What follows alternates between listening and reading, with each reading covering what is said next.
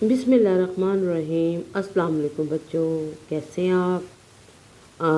आज का जो तारीख़ है बेटा वो है 23 अप्रैल और जुमे का दिन। और आपका लेक्चर नंबर 5 है, जुमाए सोएं। मज़मून आपका उर्दू है और मैं आपकी टीचर मिस रज़िया खलील हूँ। आज का जो लेक्चर है बेटा वो भी बहुत मज़े का है और आपने जब आप करेंगे तो आप ये काम करने का आपको बहुत मज़ा आएगा। आज जो लेक्चर है वो है तफ़हीम। जी हाँ, तफ़हीम का तो आप सबको पता होगा यकीनन। तफ़हीम में एक आपको पैराग्राफ दिया जाता है। और इस पे पैराग्राफ को पढ़ने के बाद उसके नीचे कुछ सवालात लिखे होते हैं, जो सवालात के जवाब उस पैराग्राफ के अंदर होते हैं। तो अब तफ़हीम को पढ़ने से पहले मैं आपके सामने इसके कुछ अरकान लिखे हुए हैं और उनके अल्फाज लिखे हुए हैं। पहला लफ्ज़ है तक़रीब, दूसरा है तोहफ़ा, रौनक, अर्क और गुलकंद। ये तो इसके अरकान और अल्फाज हैं। अब मैं आपके सामने तफ़हीम को पढ़ूँगी।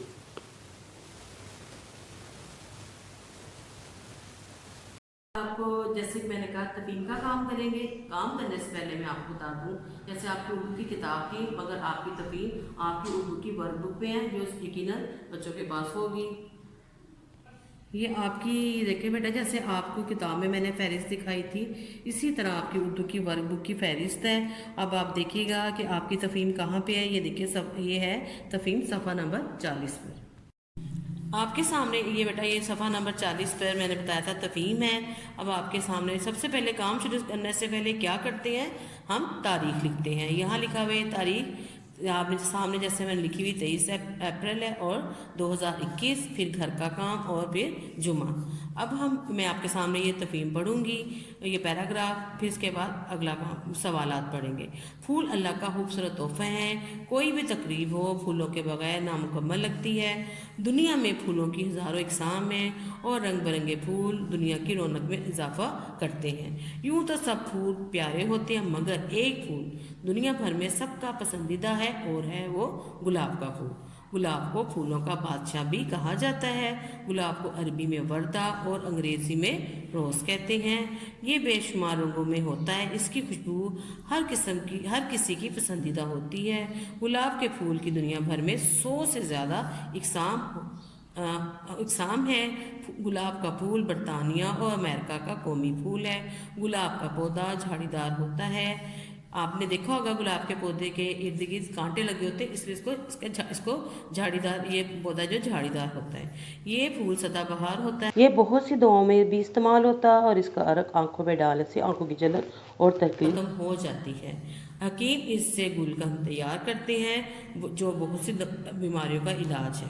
ये तो बेटा आपके सामने मैंने पैराग्राफ पढ़ा है, इसके नीचे अब सवालात लिखे हुए हैं। पैराग्राफ का उन्वान लिखें, फिर है गुलाब का फूल पौधा कैसा होता है। गुलाब का फूल किन मुल्कों का कौमी फूल है। गुलाब के फूल के 2 फ़ायदे लिखे। गुलकंद किससे बनता है और इसका क्या फ़ायदा है। ये सवालात हैं। आपने बेटा पैराग्राफ को अच्छी तरह पढ़ना है और इसके अंदर ही बेटा सवालात के जवाब आते हैं। जैसे कि पहला सवाल है, पैराग्राफ का उन्वान लिखें, यानी इसका टॉपिक। जैसे आप कहानियाँ पढ़ते हैं, कोई उसका टॉपिक होता है, जैसे कहानी का नाम होता है, जैसे आपकी पसंदीदा है कहानी, उसका एक नाम है। जैसे आपकी किताब में मैंने कछुआ खरगोश पढ़ाई थी, कहानी का नाम था। इसी तरह हमने पैराग्राफ का उन्वान यानी उसका नाम रखना है।